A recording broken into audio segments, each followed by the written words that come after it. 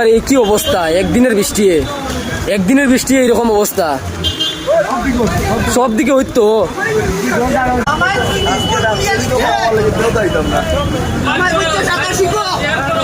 ওইখানে সাঁতার শিখা যাবো, কোমর জল না, জল চালো তারপরেও তো এরকম কন্ডিশন শিলচরের।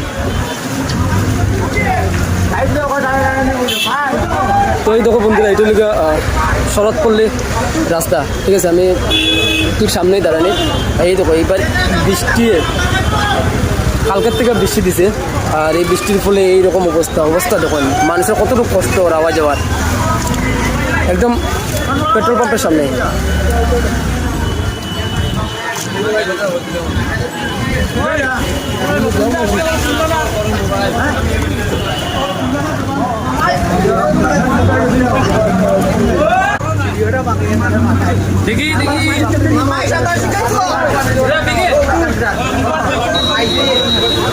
কন্ডিশন দেখুন শিলচরের।